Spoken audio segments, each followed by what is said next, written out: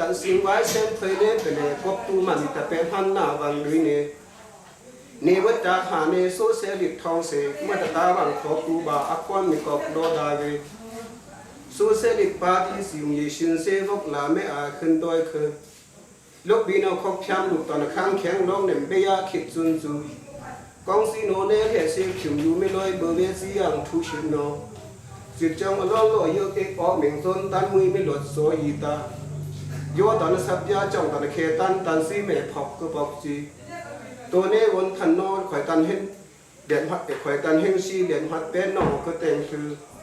นู้ขึ้นตุยตาที่เสียอยู่ไว้ขออีมิสูงตุใครบ่คือคุยมาอย่างทูมิมสุกขวาตูอย่างเดือยเนคำเต็มยุงข้อดีเส้นไว้ตายคืออักทานเสียไว้ซื้อต่างการในกระดาษสนเสกขบาตีตายคือละกวยลุงตูนีตูเมื่อลำกลางวันลงยุดกองจ่าไม่อุยก่อโยบาเส้นถักเขาละได้เบิ่มลุงรักท้ายาเกิงแปลงเบอร์นูทึกยาลีตุ้มทีบางเมื่อหนูไม่ยุ่งใครสุนซูมีทึกยาคันข่มเส้นว่าเขาตาเปิงงาตาวันนี้อนุปุ่มลุงถูฟีลังเนมบ้าเสียงเพิ่งเสกไอมัดจีสองกุยองปุ่มทุ่มลิบมาของปังตาแต่เมื่อนุ่งเต็ดเตียงดังเคยขึ้นลงลำตึกของเนี่ยบีบัมว่าปิมว่าอย่าอังดุยเซอร์เขาโคลว่าโคโจมเส้นเส้นถือปีท้องสุกอักสังจานไว้โมปีหลักกรรมเด็กอมังวันเปิงเต็นเนมสู้ไหวดาเดฟีลูดังฮานอเพิกพาเวก็มันนำตึกคือแนงบุกกังทูนังหาอมังเอเสเนตารังนานองดูตูเวเห็นไหมแม่ทั้งสอด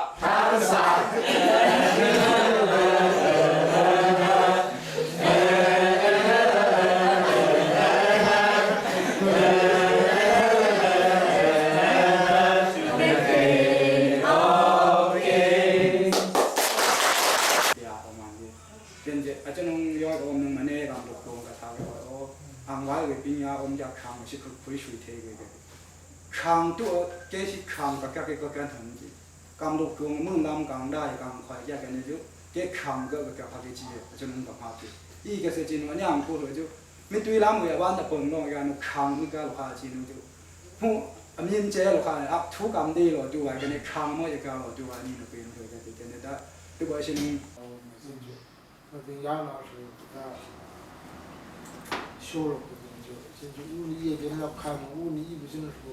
别人老看嘛，现在那俺屋就，也没主要就，也没说就俺屋寂寞，俺刚俺屋那屋里要那我的屋里不的有的时间老不看的，别人都还是就俺就，所以就大很凶，我不把我俺是没别人跟的，你这就不知道，现在呢你不比看，现在两看没几多。大很多华文的是没问题。新个别个呢，就的，咁么的啊，单品呢，啊，你是那么，好苗皮，呢个的呢，要了的要不过么搞工钱，路有黑树呢，黑比呢，而且搞我们个娃子那个，啊，小比么嘞，小个比。แต่แกอันยาอัตมัดโคตรเผื่ออัตมัดมาดากาโรกับแต่เที่ยวลุกตะกี้สาเกี่ยตนงมังหูแต่นักก็มีต่อสู้แต่นักไม่งัดดังที่มังโคตรเป็นมัดดังตัวตนกาจนได้ยาจิกาจะผูกยังมาปิญญาอยู่จะผูกมาปีละชีโลมัดตั้งแห่งเด็กควานอาเพกาโรอันนี้โจโซเลยเจ้าผมบีเอา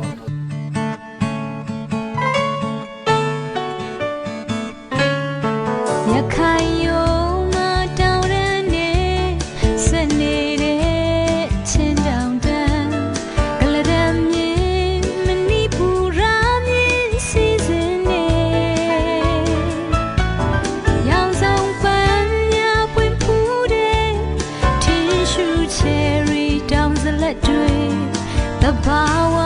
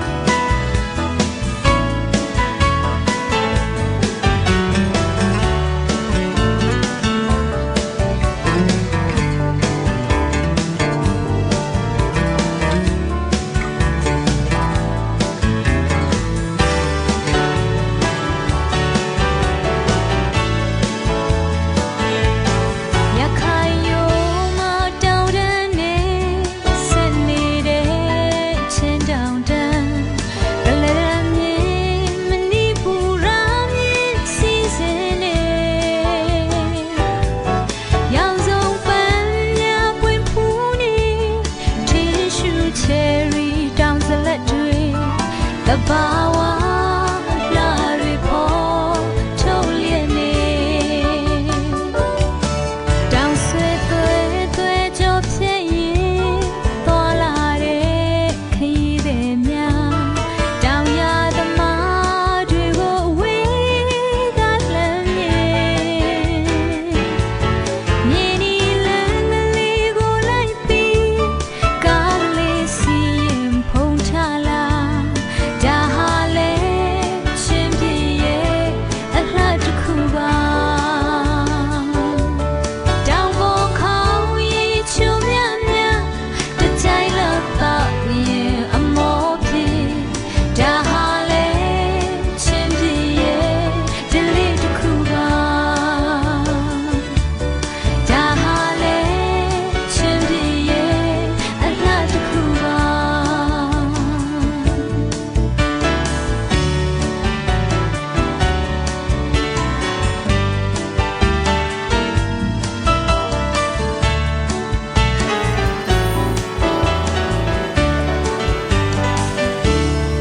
Và cho bạn ai chỉ là chịu acha là nó CYO đi camera hai này cái tên là CYO community là càng community của và chỉ là phun cái message bù là luôn ngoài mà có ở thì là cái mà áp sĩ hay càng kia mình là cái mà này cái đa community của mình học cái avant community của cái nó ông nên chỉ chung cái nào chứ nào tất chung vì là cái nó CYO ở community càng community cái cam lại cái chỉ ta kami bong lok cái aban ka a quy về này thì quy về này chú ai bị cái cái chỉ mà trên một trăm để ra mặt đi community trong tăng trên đây cả tu về cả khác hay kia cái tay bạn nó thìคุณภาพนิ่งจะมีโอกาสจะเป็นสุดท้ายแต่ไม่คิดจะถูกจ้องอย่างนี้เนี่ยจะสับไปอมไปจะเป็นซึ่งก็เสียนี่ที่จะเป็นเมื่อเริ่มตัดทุนและได้ที่จะรู้จะอายาเนี่ยก็มาทุนร้านนึงเยอะหลายมีโซมีไม่ที่เราไปทุนนั่นเยอะอันนี้อมเราไปทุนเลิกได้เมื่อเริ่มตัดได้รู้สิ่งต่างๆนี่อมเราได้คุยตุกกางอังกฤษจะปัดตัวทั้งอย่างชิมมาแล้วจะได้แต่พูดไว้ปีมังคุดลูกหลานนี่คุยชิดเลยอาจุดนั้นก็น้องที่นี่ที่จะทางสาธุมัดนิจารรู้อยู่มัดนิจารว่าสู้แต่แก่กูนี่สิ่งสาจารการคุยชิดเลยติดเป็นชิดเลยซึ่งวันนี้นี่กับยันคือที่จะเองลิมิตเด็กเราขัดเลยก็ทางยี่กองสีอโปโลเชิงจะไปโยเจดีได้แหมดุนที่ได้ดีแต่ไม่กว่าทำไมได้ยาดีกว่าอันนี้ไงสิ่งที่สุดส่วนก็คือจะไปโยจีดีนี่ก็หลอกจากคนนี่คือมันได้ลงตังนะจนโน่ยังไงดีแต่ถ้าเราสูบผู้หาชื่อไว้ละเสียครั้งนี้ละเลยชื่อไอ้ยูอามาแบบผู้จังเลยที่เราได้อยู่ที่อันนี้ก็เล่นนี่จ้ะเลยมาเลเซียมาเป็นจนเรารู้ที่อเมริกาเขาขายว่าต่างว่าจากตัวมองต่างว่าจากตัวมองใส่อเมริกาจะทำอะไรที่ดูเป็นสิ่งที่น่าชื่นชมน้องมาเป็นที่โลกหันลูกเสียแต่ประโยชน์อะไรก็จะพูดรู้เลยย่างทำทางขายเบี้ยทางยาวไว้ขายแต่ความยาวแค่ขายพวกอมที่จะแบบข้าวผัดดังแต่จุดนี้จะเป็นสิ่งที่นี่จ้ะทุกวันเลี้ยงตัวนี้ก็ที่นี่เป็นอะไรอินจ้ะใครมาเล็กก็สิ่งที่ชอบนี่เราสิ่งที่เอ็นดีเนาะจะนี่เป็นจ้ะนี่ผมสั่งไอ้ยามหน้าตาแบบนี้นั่นเนี่ยคิดห้องกับเกมเนี่ยทุกคนจะสุ่มจำเราอาจุนตัวมาจากนี่อาจุนก่อนแบบที่นี่เป็นจ้ะโอ้จิคุยห้องเรื่องเสร็จว่างสุดลำบากก็ไปสักทีจนถึงเลชาลาอันนี้มาเราจะดูน้ำไม่ได้ถ้าเป็นทุกคนจ้ะตัวอิมก็อับถ่ายกินทองอิมก็อับถ่ายจนก็หน่อยอิมเลยก็อับถ่ายของคนนี้สุดเกมมีตัวนึงกับอาห้องเลยสิ่งคนคนบ้านห้องเลี้ยงคนก็ยีกันรู้นอกกันรู้อย่างนี้เนี่ยสิ่งที่จะบ้านเราเกี่ยวกับน้ำเนี่ยเกมมีกันเป็นยังไงจะน้ำดีอย่างไรเกมมีตัวเป็นทุกสารเป็นเนาะพยานของที่ยากเป็นพยานอิมเลยบ้าจับเลยตัวอะไรสิ่งท่านขนังของคนที่เคยเอากันนี่ไล่ไปกันนี่อาจุนจะเป็นที่นี่ที่จะอาพูดจนรู้นิวเซตที่เขาสู่เรื่องของสิ่งที่เขาออกมาจัดที่เป็นดูไงนี่เป็นชาวนิสิตว่าที่นี่ที่จะงอยเยชิมานี่นี่เราเรา นี่ลุงนี่ของแกนี่ที่ตัดคนช่วยดีนะลูกชอบตัวมาดีในงานเราวันที่ชุดดีในงานเราธรรมดาเลยโยนเนี่ยชิ้นละไม่เห็นชิ้นเดียวอันนี้เราชิ้นกาลังกาเลสุสิจึงรู้ CEA ก็ชิ้นเนี่ยที่เป็นอะเรียนรู้สิอ่ะทำไมมาทำมาจุ่มเนี่ยทำไมมาทำมาจุ่มเงินอยู่กาเลสุสิแต่ยังมาทำดิโมกราซีจ้าจ้าจึงรู้ต้องสุดเนี่ยคนในงานเรามาชิ้นอยู่ที่อันนู้นแฟคเตอร์เราต้องสุดเนี่ยมึงก็ได้จึงรู้โชว์ได้มึงมาการจิมตุรู้ยี่โชว์ซาตุจิตนี่มาจ้าไปคนยี่ดีดูไปคนยี่ดีดูไปคนยี่ดีด้านนี้รู้ไม่รู้ที่การจุดให้เราจำไว้รู้ว่าแล้วสุดสิဒီနေ့ကစာပေမှာကျွန်တော်တို့အလုပ်လုပ်လာမယ်၊ပေါင်းသိလာမယ်။အဲ့ဒါကြောင့်မို့ထိုင်မာတဲ့ပုံမြင်ကိုတို့မချဘူးဆိုရင်ကျွန်တော်တို့အဆက်တော့ပဲဖြစ်တဲ့အချိန်နဲ့စီကောင်းရှိနေတယ်။အဲ့ဒါကြောင့်မို့ကျွန်တော်တို့တမိုင်းဝင်အတန်းတစ်ဒီနေ့ရည်တည်တဲ့ဒီလုံငါမှာအဆက်တော့ပဲအကျိုးလည်းဖြစ်တယ်။ကျွန်တော်တို့ချင်းလို့မျိုးဒီတကြတဲ့ပါကျွန်တော်တို့ချိုးလို့မျိုးတွေအပေါင်းဆုံးတမိုင်းမှာတိုင်စိုက်လို့လေဖတ်တယ်ဖြစ်အောင်အားလုံးပူဇော်ပြီးတော့မှအဲ့လိုလိုရဲဆိုတာကိုပဏာမပြောချင်တယ်။နောက်နံပါတ်1အနေနဲ့တော်လုံးကဒီလိုပုထထားတဲ့ပြောပြီးဒီမှာဆယ်ဘယ်ကလည်းပြောတယ်လောလောဆယ်အမေရိကန်မှာအခုလုပ်နေတဲ့ဥပဒေတွေကိုကျွန်တော်အများကြီးဝေဖန်ထားတာရှိတယ်အဲ့ဒါကြောင့်မလို့အဲ့ဒါကိုကျွန်တော်တို့အချိန်မှာပဲကျွန်တော်တို့ရဲ့လူမှလုပ်တဲ့အချိန်မှာပဲကျွန်တော်အဲ့ဒါကိုတင်ပြမယ်အခုတင်ပြရဲအပူတွေပဲအဲ့ဒါကြောင့်အချိန်ကြတယ်အဲ့ဒါကြောင့်မလို့အဲ့လိုကျွန်တော်တို့တစ်ဖက်သက်ဆန်တဲ့လောတွေဒီလူမျိုးတူကိုပဲဥတည်ပြီးတော့မှအများကိုအကျိုးမပြုတဲ့ဥပဒေမျိုးကြီးလုံးပါမကျင့်သုံးပါဘူးဘာသာကကျွန်တော်ကဘာနံနဲ့ဘာနံရဆိုတာဘာနံချက်ချင်းချက်ကနေမှတ်ရရအောင်နေပြန်ဆောင်ပါတော့အဲ့ကျွန်တော်တို့ပဲအမေရိကန်မှာလည်းဖြစ်စီဩစတြေးလျတင်းမှာကနေမြန်မာပြည်မလေးရှားပြည် CEA ကတော့တဲ့တူတာရအမေရိကန်မှာတော့တခြားမလေးရှားမှာတော့တမျိုးဩစတြေးလျမှာတခြားမကိုင်းရအားလုံးကအပြည်ပြည်ဆိုင်ရာနိုင်ငံပါညာစွင့်ကြီးမှချက်စကားအဲ့ဒီကဗျာမတင်မိမိသူချင်းဆိုတဲ့ကောင်းစီအောက်မှာပဲနေပြီးတော့လှုပ်လို့ရှိရင်ကိုယ့်ရဲ့ရိုက်ရွာနာမယ်ငါမေတ္တာငါ complex ဆိုပြီးတော့ကျွန်တော်တို့ကမလုပ်ခဲ့ဘူးကျွတ်ကဖိကတဲ့သူပဲရိုးပေါက်ပြတာမကြည့်တော့ကောင်ကြီးနိုင်မီဟာခါဖလမ်ကျွတ်မမကြည့်တော့အခုအဘကအကွက်ကောမဟုတ်တော့ကအမကောမai mất trong một và u nộp lọc cái gì, xuyên vì sự tiếp tục từ vì nó ông lọc rồi, ai yang ta là làm gì rồi thì cả khá khá tôi mà hàng buổi mở chính quy thì ta này cái hàng buổi phần làm thầy anh là các cái thèm nó mình để chúng phần làm bắt chúng hàng buổi cái gặp khá khá chúng hàng buổi cái chính quy thì ta này dùng cho cái liều cái nó khá khá hát rồi mình mở chính quy của hàng cho một cái chúng ta nóiหัวมิมีตัวชูบักคุยจีก็นอนดังหลอกเมื่อจงคุยกันจนนอนช็อกแล้วว่าผู้ชื่อจีก็นอนบังหลอกแต่ครับแต่จงเบียไม่เปิดสีหลอกกันจงก็นอนอันนี้จีหลอกกันลายมีจงก็ติดเนี่ยจีหลอกกันโรมีเมื่อก็จงสียางอีกที่สาธิตเนี่ยเราห้ามเปิดกันให้สียางซึ่งอันนี้น้ำไม่หนาโปขาหนาสุดหลักเปิดไม่มีแต่ขาการแสดงน้ำไม่โปขาผู้นั้นก็นาจิตเลยอยู่โปมาซึ่งนาโปขานาจิตผู้นี้ซึ่งตัวมันเฉยครับเมื่อจงก็นอนsabi kisah pateti asiwan binagong kamay kulay asiwan ko itu bagong hetong tersetong Februari lama ani ko lang ko itu bagong asiwan yung iya mesi ga hinu dubesu mimi hina khu sabi ni si nagong kamlet le mita dia ma dia ya khai no mo chun ga ko asura le sun phi cho TV cho radio ဆိုတာအခုအတိအမှတ်ပြုပြီchun ga ko ga he cho လူမျိုးကကမ်ပလက်နဲ့မင်းသားမှာတရားရခိုင်လို့ရှိတဲ့အတွက်ကမ်ပလက်နဲ့မင်းသားမှာချိုးစာလုပ်ပါပြီ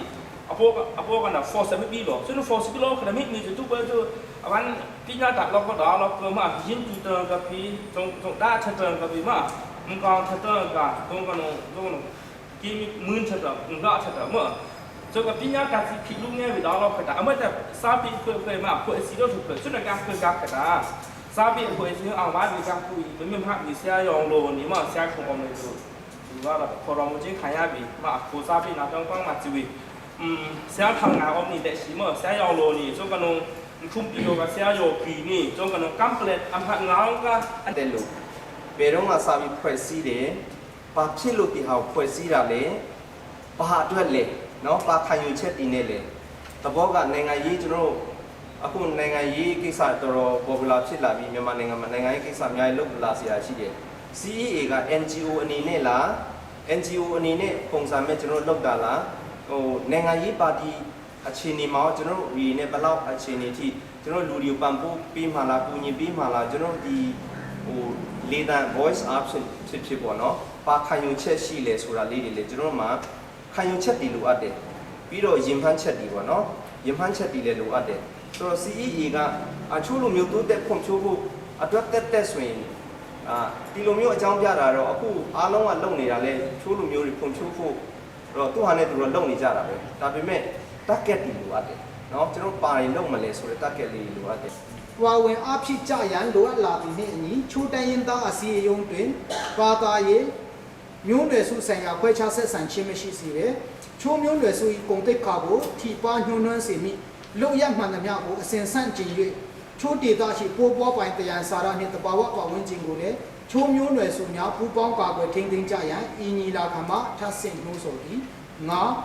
ချိုးတိုင်းရင်းသားအစည်းအရုံး၏ဦးဆောင်မှုဖြင့်တတိတခြားနေချိုးလူမျိုးများနှစ်စဉ်တို့နှစ်ခြားဖြစ်စေထူပတ်ခွေလိခံတွန်းပါနာ၌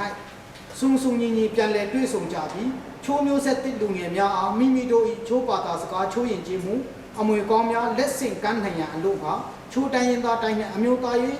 ဝန်တာစိတ်အပြည့်အဝထားကြရန်အင်ဂျီလာကမှတိုက်တွန်းသည်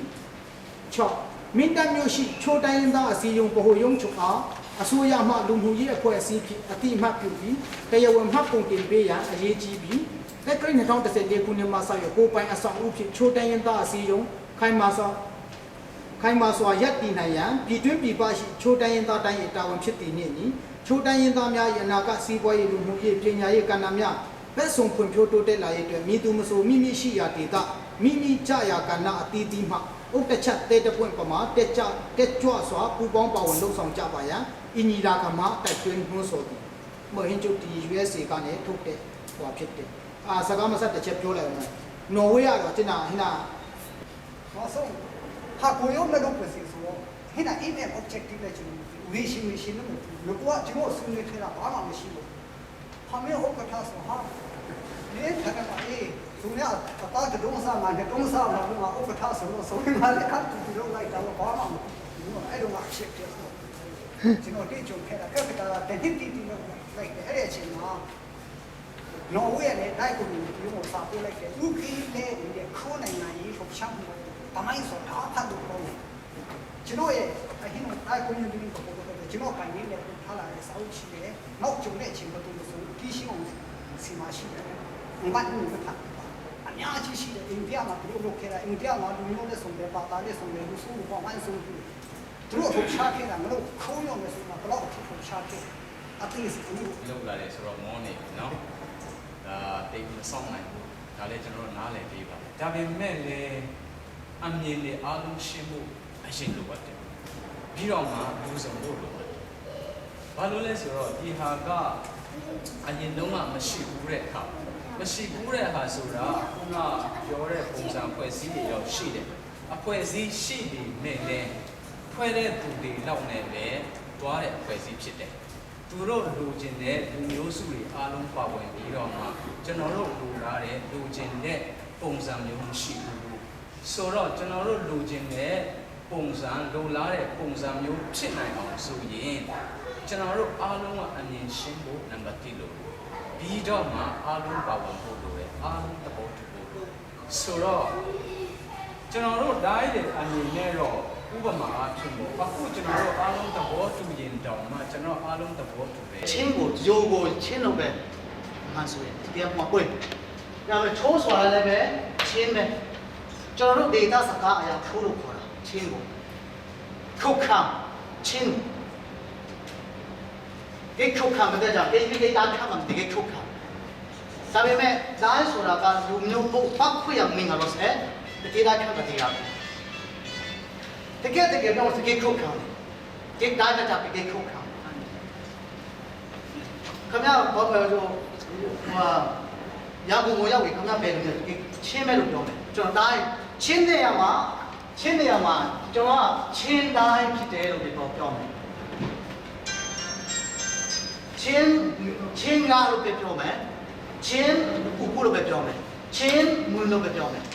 မွန်းလို့တော့ပြောလိုက်ရင်ကျွန်တော်ကမွန်းမပြည့်စုံတော့ချင်းကိုကျွန်တော်ကဖယ်ထားတယ်လို့ဖြစ်တယ်အဲဆိုကျွန်တော်နားလည်တာကချိုးဆိုတာကကျွန်တော် data စကားခေါ်အရာချင်းလိုမျိုးဖြစ်တယ်ဆိုတော့ကျွန်တော်အတိအမှပြောတာအဲ့ဒီချင်းဖြစ်တဲ့လူမျိုးတွေမှာမွန်းပတ်ပြီးပဲကေဒိုင်းပတ်ပြီးရှိတယ်ငါပတ်ပြီးရှိတယ်ဥပုပတ်ပြီးရှိတယ်သူတို့ချိုးလို့ခေါ်တာဖြစ်တယ်ချိုးလို့ခေါ်တဲ့နေရာမှာစိုးကဆရာထန်းကြီးကရှင်းပြတော့တာကျွန်တော်လက်ခံတယ်အဲ့လိုပဲကျွန်တော်လည်းပဲမြင်တယ် true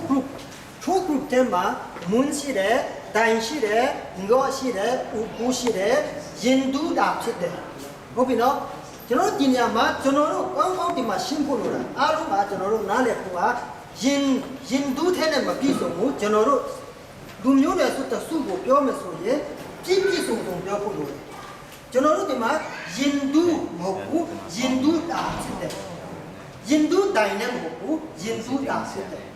အဲ့ဒါအားလုံးကျွန်တော်တို့သိစေချင်တယ်ဒီနေရာမှာကျွန်တော်တို့ဒီမှာဒီဖွဲ့တဲ့နေရာမှာကျွန်တော်လည်းမြင်တာကတော့ဒီအားလုံးပေါ့နော်ကျွန်တော်တို့မွန်းရှိမဲ့မင်းတပ်ဖက်မှာဆိုရင်တော့ကျွန်တော်တို့မွန်းရှိတယ်မကောင်းရှိတယ်တိုင်ကြတော့ကျွန်တော်၄မျိုးနဲ့မှာသူတို့က၄မျိုးနဲ့ဒီဟဲဆပ်မှာအားလုံးရှိတဲ့ကြောင့်သူတို့ကဘုံဖြစ်တယ်တိုင်ရှိတယ်ကျွန်တော်တို့ကမ်ပလက်မှာဆိုရင်ငေါရှိတယ်ရင်ဒူတာရှိတယ်ရင်ဒူတာရှိတယ်ဒါမှမဟုတ်ဥပူချင်းရှိတယ်ဒီဟာဒီပေါင်းစပ်ပြီးမှအားလုံးဟာဒီ true group ရဲ့အောက်မှာရှိတယ်လို့ပဲကျွန်တော်ခံယူတယ်ဟုတ်ပြီပါဘာဖြစ်လဲမဖြစ်နိုင်စရာအကြောင်းမရှိဘူးအဲ့ဒါတခုရှိတယ်ပြီးတော့C1O ကိစ္စကတော့ကျွန်တော်တို့ C1O ဒီမှာကျွန်တော်တို့ဟောလို့တော့မှာဘာဖြစ်လဲဆိုတော့အဲ့တုန်းကကျွန်တော်တို့ C1O ချိုးဆိုတာလက်ချိုးရည်တွက်လို့ရတယ်အဲ့တုန်းကဘယ်နေရာမှမရှိဘူးဟုတ်မလားမင်းမကောက်တာအကုန်လုံးလုံးဝလက်ချိုးရည်တွက်လို့ရတယ်အဲ့တုန်းကဆိုတော့တိုင်း community တိတက်မရှိဘူးမကန် community တိတက်မရှိဘူးကျွန်တော်တို့ moon community တိတက်မရှိဘူးအားလုံးကကျွန်တော်တို့အတူတူချိုးတွေပဲဆိုပြီးတော့ကျွန်တော်တို့က C1O ဆိုပြီးတော့ခွဲလာတာဖြစ်တယ်ဟုတ်တယ်နော်အဲ့ဒါဘာဖြစ်လဲဆိုတော့အခုကဥပမာမကန်ရှိနေတိုင်းရှိအားလုံးရင်းတူပေါ့နော်အကုန်လုံးဒီအားလုံးရှိလာတဲ့အချိန်မှာကလည်းအားလုံးကလည်းချိုးပဲအဲ့ဒါကြောင့်အရင်ကတည်းကလည်းအဲ့ဒါကြောင့် True Youth Organization လို့ခေါ်တယ်ဟုတ်လားတဲ့ဒီချိုးတိုင်းရင်တာနော်ဘုံကန်တိုင်းရင်တို့တိုင်းနော်ဒါပုပ္ပူအဖွဲ့အစည်းကိုယ်စားလှယ်တွေပါဝင်တဲ့အဖွဲ့အစည်းရှိပြီးတော့မှဒီအဖွဲ့အစည်းနဲ့ကျွန်တော်တို့ဆက်သွယ်မှတာအဲ့ဒါကတဘာဝကြောင့်အဲ့လိုမှဆက်သွယ်တဲ့နဲ့ဒီမှာလုံနေပြီးတော့မှဆက်သွယ်လို့ရတဲ့သူတွေနဲ့ပဲကျွန်တော်တို့ဆက်သွယ်နေရဆိုရင်ဒါကကျွန်တော်တို့ရဲ့ခြေခံကိုဟာတာဖြစ်နိုင်တယ်ကျွန်တော်စူးနှောက်ခလုတ်တွေဖြစ်နိုင်တယ်ဆိုတော့နံပါတ်1ကျွန်တော်တို့လုပ်နိုင်အောင်လဲစူးစမ်းမယ်ကျွန်တော်အမြင်မှာလုပ်နိုင်ဖို့လုပ်ဖို့ဟာတွေထက်ကျွန်တော်ကခိုင်မာမှုစီယုံမှုနားလည်မှုတဘာဝကြောင့်မှုစီမင်းနော်သူတို့ဒီနေ့ကျွန်တော်တို့အစည်းအဝေးလုပ်တာကတော့ဒီနေ့ကတော့အစည်းအဝေးအတွက်လည်းမဟုတ်ဘူးရှင်းရှင်းပြောမှဆိုရင် community အဖွဲ့ပေါ့နော်ဒါကျွန်တော်ရဲ့ target ပဲဆိုတော့အရင်စောစောဒီမှာဒီစီစီမှုပြောလာတယ်အဲမှာကျွန်တော်တို့ဒီကျွန်တော်တို့ရှင်းရှင်းပြောမှဆိုတော့အားလုံးကကျွန်တော်တို့80-80ရာခိုင်နှုန်းလောက်ကကျွန်တော် True Academic Association ဆိုပြီးတော့ဖွဲ့စည်းဖို့အားလုံးသဘောတူပြီးတော့အားလုံးစူးစမ်းပြီးတော့ကျွန်တော်ရောက်ရှိလာကြတယ်ကျွန်တော်ဖွဲ့စည်းဖို့မှာ99ရာခိုင်နှုန်းအားလုံးအဆင့်ရှိတယ်ပေါ့နော်အဲ့ဒီမှာအခုကျွန်တော်တို့စပြီးတော့ဖွဲ့စည်းတော့အခုအဲ့ဖွဲ့စည်းဖို့ကကျွန်တော်အမြင်ထဲမှာအခုကဒီနေ့တော့ကျွန်တော်တို့ဘာဖြစ်လူလဲစုံနေတော့ကျွန်တော်ပြောရမှာပေါ့နော်ဒီမှာပါဒီရင်တူးတက်ကပေါ့နော်ကျွန်တော်ငွေချင်းနဲ့ရောက်လာတယ်နောက်ဒီမှာပါဒါကွန်မြူနတီမှာကျွန်တော်လုပ်တဲ့အတွက်ဒါလည်းစုံတော့ရှိတယ်နော်ပြီးရင်ကျွန်တော်တို့ဒီဘူမာထောင်းလည်းရောက်လာတယ်ပြီးရင်ဒီမှာဒီစီဝံဘူဘက်ကလည်းရောက်လာတယ်ဆိုတော့ဒါကျွန်တော်တို့စုံတော့ရှိတယ်နော်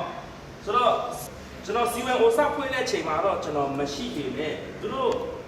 ဖွေးတဲ့အချိန်မှာကျွန်တော်တို့ကအားလုံးမိတ်တက်တဲ့ကံဖက်မှာချိုပြောချူပြောခရိုလို့အမှားတက်တဲ့ကိုဆိုအမင်းလင်ကွေးကခရိုဒီကွေးမဟုတ်是吧？你懂灵魂没是么？